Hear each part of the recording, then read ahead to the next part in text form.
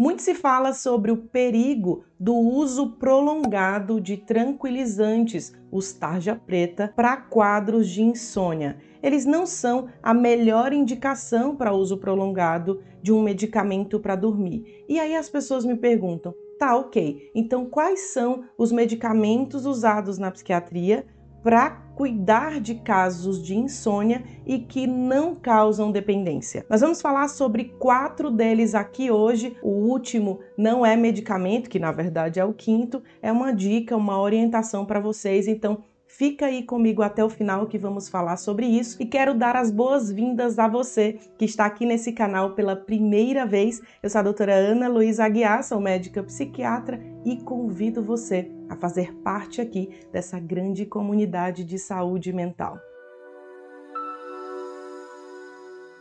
Obviamente, ninguém quer ficar tomando remédio para dormir.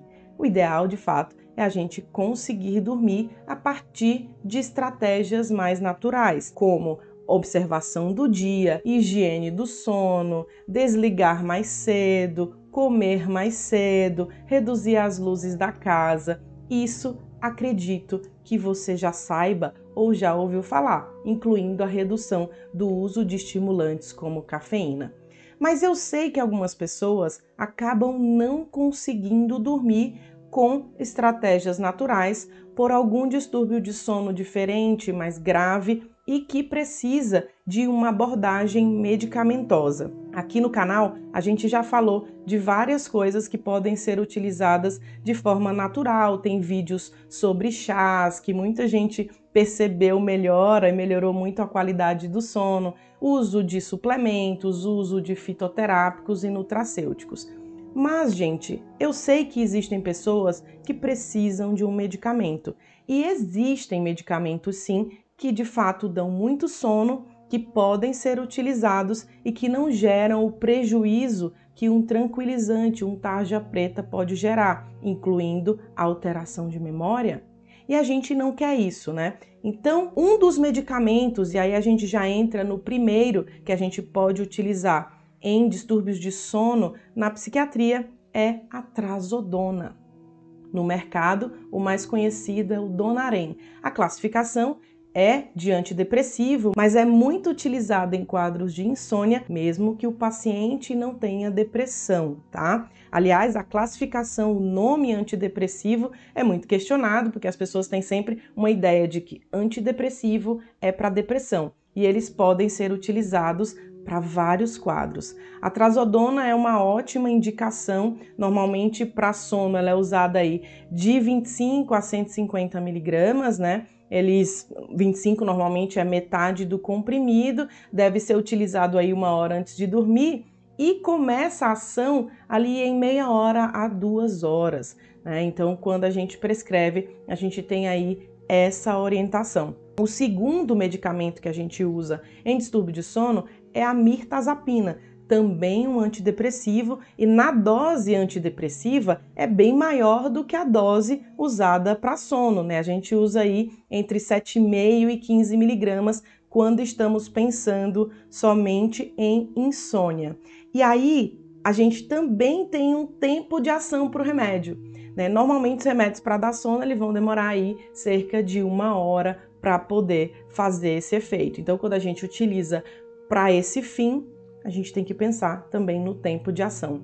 Um terceiro medicamento também utilizado e também classificado como um antidepressivo é um que atua inclusive em receptores de melatonina, que é a agomelatina. A agomelatina é ótima para regular, inclusive a utilização dela, a gente costuma fixar um horário, né, de tomada, porque quando você fixa um horário de tomada, você tende a ter uma regulação melhor desse ciclo sono-vigília, que inclusive é a função da melatonina, e melhora a qualidade de sono.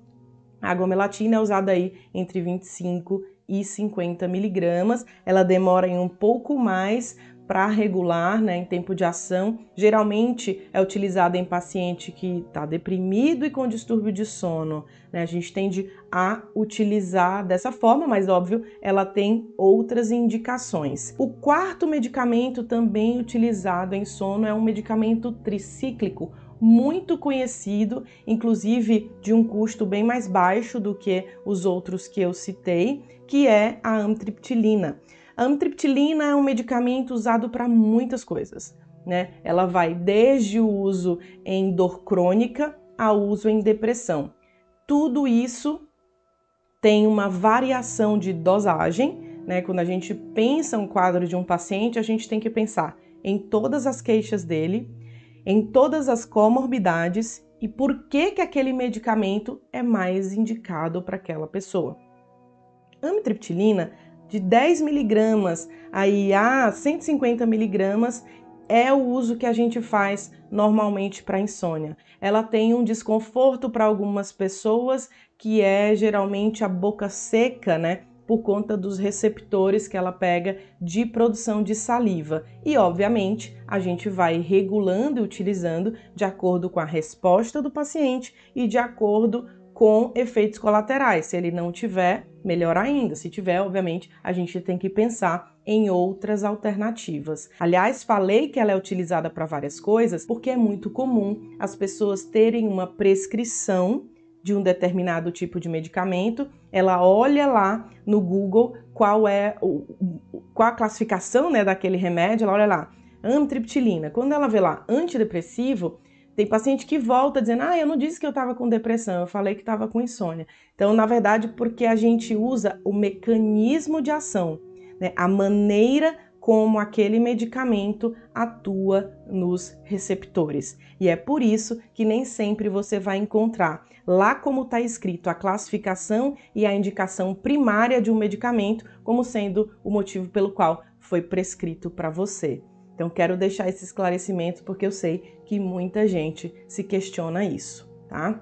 E o que mais se usa em insônia, no caso de uso prolongado, né? A gente também pode utilizar algo que não é medicamento, que muita gente conhece, que é melatonina. Mas melatonina, gente, não funciona para todo mundo. E tem quadros específicos de indicação da melatonina, usando aí de 1 a 5 miligramas por dia. E eu sei que muita gente acaba usando mais tempo, ou melhor, uma miligramagem maior, porque percebeu um resultado com uma miligramagem maior, mas geralmente essas pessoas, em um médio prazo, vão também perceber um prejuízo pela manhã para levantar. Por isso, não é indicado uma dose maior, tá?